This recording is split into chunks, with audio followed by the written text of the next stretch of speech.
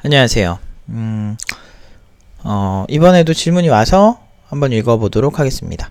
현재 전문대졸에 34살인데요. 개발 경험이 아예 없는 것은 아니고 개발과 전혀 관련 없는 일을 하면서 틈틈이 오브젝티브-C와 스위프트로 아이폰 앱 개발 조금 만지작거려본 정도인데요. 장기적으로 봤을 때는 본격적으로 개발 일에 뛰어들어야 될 것 같아서 문을 드려 봅니다만 두 가지 관심이 있는데요. 1번 자바를 사용하는 웹개발, 2번 파이썬을 사용하는 데이터 분석 인공지능. 제가 고민인 부분은 자바 웹개발은 익히 들었고 인터넷에서 정보도 많이 찾을 수 있습니다. 근데 앞으로 수요가 파이썬을 사용하는 저런 위와 같은 분야가 좀 대세가 될 것 같아서 고민 중인데 가능만 하다면 이번 쪽으로 진로를 잡고 싶은데요. 제 학력과 나이로 저런 곳에 취업이 가능할까요? 감사합니다. 좋은 하루 되세요. 근데 이거는 학력 만능주의잖아요. 그러니까 뭐 전문대면은 뭐 안 되고 뭐 서울대면은 잘 되고 막 이런 느낌으로 이렇게 회귀를 할 수가 없어요. 굉장히 1차원적인 질문이에요. 지금 질문 자체가 사실은 좀 더 디테일해야 했다. 그러면 좀 이렇게 본인이 묻고 싶어하는 거에 대해서 좀 더 답변을 잘 드릴 수가 있는데 지금 같은 경우는 제 학력으로 될까요? 이거 어떻게 알아요? 솔직히 한번 보세요. 오브젝티브-C와 스위프트를 아이폰 앱 개발 조금 만지작거려본 정도예요. 도대체 조금 만지작이 뭔데? 사실 그렇잖아요. 그러니까 본인이 만든 앱을 뭐 앱스토어에 올린 거라든지 뭐 그걸 보내준다든지 아니면 대략 어떤 오브젝트를 만들어서 뭐 어떻게 했다 아니면 어떤 기능을 좀 만들어봤다 뭐 스크롤뷰를 좀 다뤄봤다 아니면 뭐 이벤트를 뭐 수신하는 거에 대한 이해가 있다 아니면 뭐 스레드를 나는 이해를 가지고 있다 뭐 이런 게 좀 있어야 되는데 전혀 그런 게 없죠. 그러니까 전문대졸에 지금 말씀하시는 게 애초에 전제부터 틀린 게 전문대졸에 34살인데 조금 깨작거렸는데 내가 파이썬이 맞냐 자바가 맞냐 내가 이쪽에 갈 수 있냐 이건데 제가 본인을 안 봤는데 어떻게 알아요? 전혀 모르죠. 그러니까 애초에 질문이 이렇게 하실 거면 차라리 질문 안 하시는 게 더 나아요. 제가 봤을 때는 전혀 이거 제가 어떤 답변을 드려도 별로 본인이 도움을 받기가 힘듭니다. 좀 구체적으로 본인을 묘사를 할 필요성이 있었다 라는 아쉬움이 드네요. 어쨌든 그냥 보편적으로 말씀드릴게요. 지금 아이폰 오브젝티브-C와 스위프트에서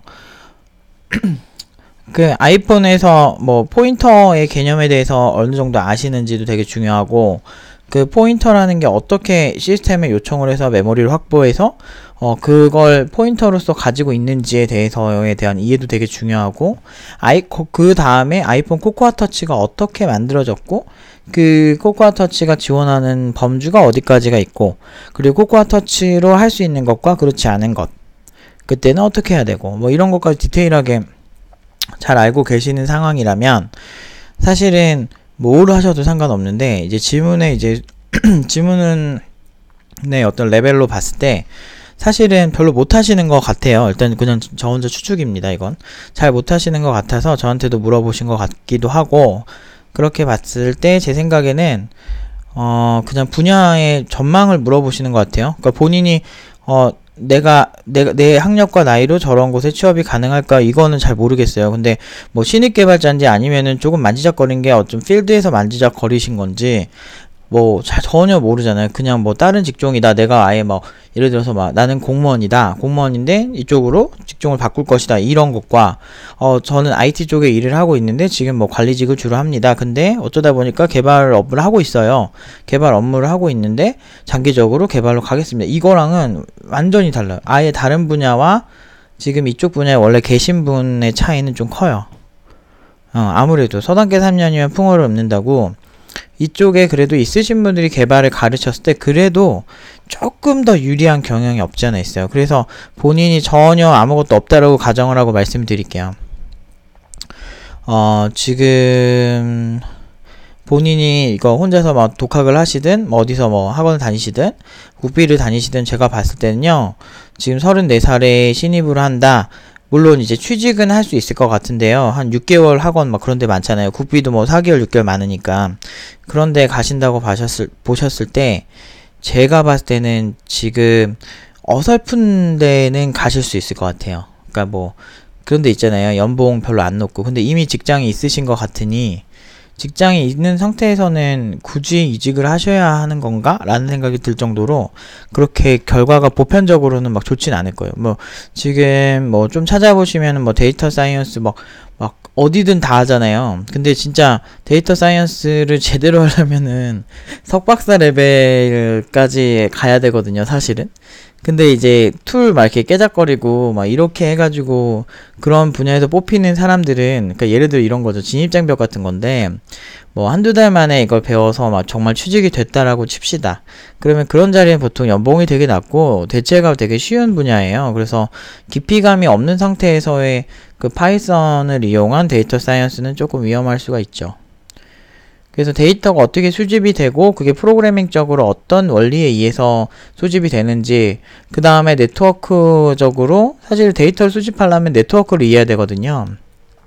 보통 이제 소위 이제 크롤링한다, 데이터를 가져온다 라는 측면에서, 수집의 측면에서는 HTTP에 대한 이해가 있어야 되고, 그리고 웹서버의 이해가 있어야 되고, 그 원리를 어떤 원리로 가져오는가를 또 보려면 뭐 TCP나 어떤 UDP나 이런 어떤 전송 프로토콜 측면에서의 어떤 접근도 필요하고, 그리고 사실 네트워크적인 접근도 필요한데, 네트워크 장비적인 측면에서도 좀 다를 수도 있고, 사실은 되게 디테일이 되게 많은 분야인데, 그거를 이제 되게 쉽게 툴로 깨작거릴 수 있게 만들어 놓은 게 현재 이제 현 시점의 상황이긴 해요, 사실은.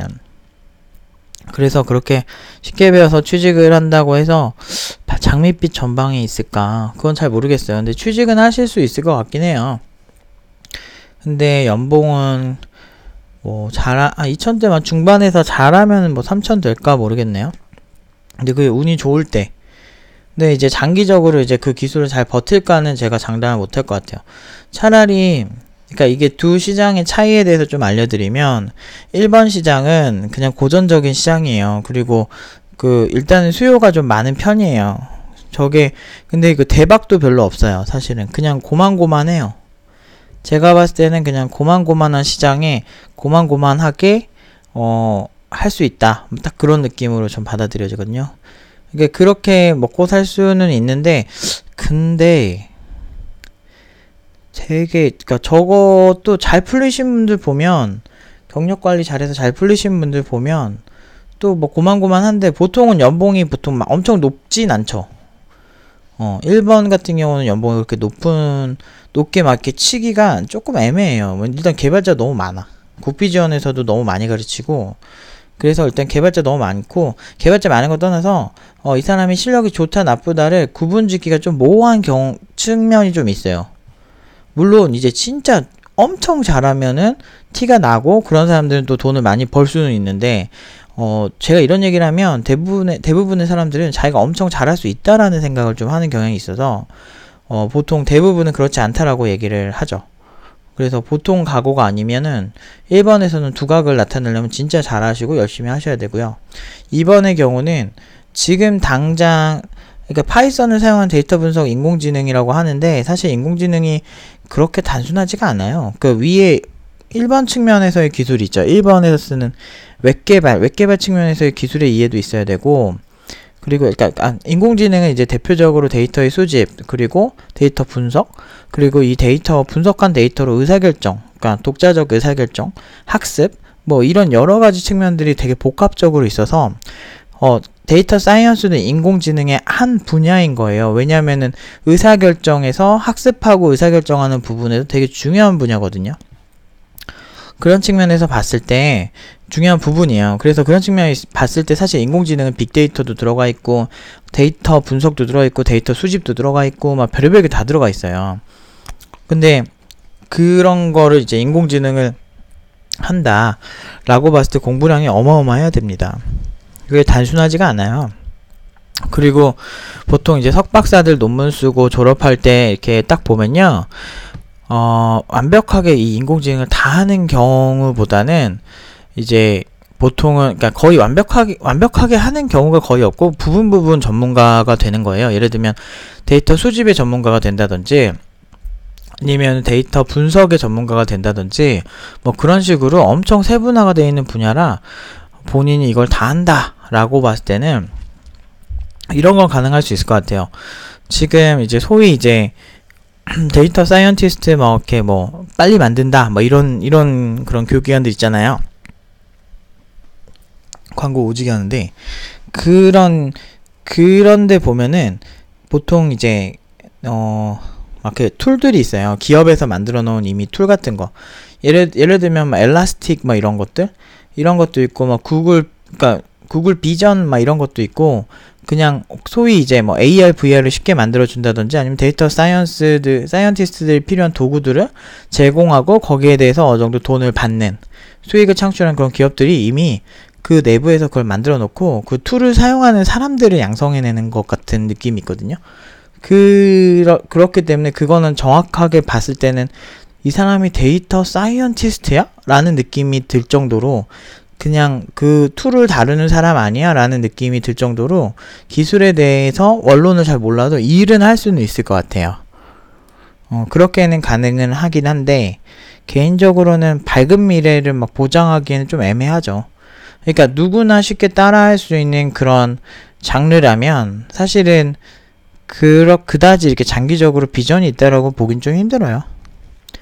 그래서 조금 냉정하게 말씀을 드리면, 일단은 1번과 2번을 그냥 지금 기존에 오브젝티브-C랑 스위프트 하셨던 것처럼 해보세요. 일단 해보시고, 그렇게 어렵지 않아요. 그러니까 아이폰 개발과 뭐 다른 관점이 있긴 한데, 일단 본인이 그쪽으로, 그러니까 지금 이직을 하시는 거죠. 개발과 전혀 관련 없는 일을 하신다고 하시는 거 보니, 이직을 하시는 거를 바로 하는 건 전 추천하진 않고, 개인적으로 1번과 2번을 간접적으로라도 한번 기존에 하셨던 것처럼 해보시고, 둘 중에 마음에 드는 거를 좀 한번 선택을 해보세요. 일단은 아까 말한 제가 뭐 툴을 깨작거린다 이렇게 뭐 소위 이제 비하를 한 그런 쪽도 일단 해보긴 하세요. 그리고 그거 사실 돈 들여서 할 필요성까지는 전 잘 못 느끼겠는데, 사실 그게 그렇게 돈 들여서 할 정도로 어려운 건 아니거든요. 독학이 오히려 가능하거든요. 일반 이런 툴 같은 거는. 근데 어느 정도 자료가 되게 많아요. 근데 이제 해외 자료 같은 거 보면 되게 쉽게 할 수 있는데, 그게 가능하실까가 이제 좀 관건이고요. 뭐 구글 번역기라도 크롬 같은 거, 번역기 같은 거 막 돌려가면서 하실 수 있으면 좋긴 한데, 그렇게라도 보면은 되게 이그젬플이 되게 많아요. 근데 지금 개인적으로는 지금 이 상황에서 이직을 하는데 어설프게 준비하시면 구직이 되게 안 되실 거예요. 그래서 저는 개인적으로는 그거 구직 꼭 하셔야 되는 거 아니면은 안 하시는 게 더 나을 것 같다라는 생각이 좀 들긴 해요. 왜냐면 보통 각오로 하시면 안 되고, 그리고 시간이 막 엄청 많다고 보기도 힘든 게, 그 공부하는 시간도 있으시잖아요. 지금 34살이신데 지금 제가 이거 답변 드리는 오늘이 12월 17일 2018년도. 그 얘기는 뭐예요? 근데 벌써 이제 35살 되시는 거잖아요. 35살에 한 6개월 공부한다고 치고 6개월 공부를 해서 사실 어느 정도 올라가는 실력도 사실은 미지수인데다가, 그 미지수인 상태에서 이쪽을 구직 활동을 한다. 지금 다니는 일을 그만두고 구직 활동을 한다고 했을 때 35살 30대 중반의 남성에게, 남성인지 여성인지 잘 모르겠네요. 아무튼 남성이든 여성이든 아무튼 30대 중반에 신입 개발자가 구직을 한다. 근데 실력이 애매하다. 이런 상황에서는 사실 고연봉도 힘들지만 구직 상황에서 굉장히 좀 서러운 경험을 더 많이 하게 될 것 같아서, 저는 개인적으로 지금 직업이 있으시다면, 그리고 그게 그다지 나쁘지 않은 상황이시라면 일단은 한 번은 좀 생각을 해보셨으면 좋겠어요. 근데 그럼에도 불구하고 진짜 너무 하고 싶다라고 하신다면, 일단은 누가 봐도 객관적으로 괜찮은 수준의 작품을 만드시고, 그 작품을 만드는 과정들을 다 기록을 하셔서 면접 때 면접관들이 다 물어볼 거예요. 세세하게 어떤 기술을 하실 줄 아느냐, 이 부분은 어떻게 만들었느냐, 어떤 뭐 여러 가지 질문하겠죠. 그 작품과 관련된. 신입 개발자면은 작품이 되게 중요하긴 해요. 그래서 그거에 대해서 자기가 직접 했으니까 다 대답을 하실 수가 있을 거 아니에요. 그거를 좀 퀄 좋게 만들어서 구직하는 방법밖에 없는 것 같아요. 데이터 사이언티스트다, 뭐 데이터 분석가라고 하면 자기가 분석한 데이터들의 다양한 데이터들의 차트들이 있죠. 그리고 그 어떤 과정을 거쳐서 이걸 분석을 했다.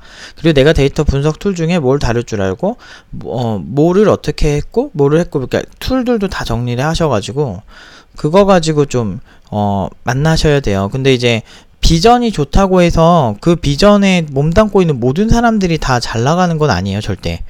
그 중에서 하이엔드, 최상위권에 있는 사람들은 다, 그러니까 솔직히 비주류라고 할 수 있는 장르에 있는 최상위권에 있는 사람들도 잘 먹고 잘 살아요, 보통은. 예를 들어서 지금 뭐 우리나라가 뭐 가요가 주류고 국악이 비주류라고 하면 인기가 좀 더 없다고 해도 국악 쪽에 최상위권에 있는 사람들은 뭐 대우 많이 받고 잘 살거든요. 저는 그 얘기를 하고 싶은 거예요. 아무튼 좀 고민을 좀 더 하셔서, 저는 이렇게 좀 제가 말씀드린 거를 기준으로 해서 고민을 좀 하셔서 좋은 결정 하셨으면 좋겠습니다. 좀 고민 좀 많이 하셨으면 좋겠어요. 사실 나이가 어떻게 보면 뭐 직업에 귀천은 없고 뭐 나이 제한은 없다라고 하지만, 저는 일단 사람들의 선입견, 일반적인 사람들의 선입견이라는 측면에서 굉장히 좀 서러움을 느끼실 수 있는 부분이 있어서 좀 신중하셨으면 좋겠어요. 아무튼 아무쪼록 선택을 하시면 엄청나게 열심히 하셔야 돼요. 사실은 20대 애들보다 막 2배는 할 각오를 하시고 하셔야 좀 그래도 이제 어디 가서 좀 이 선택을 한 게 후회가 안 된다 라고 말을 할 수 있을 것 같아요.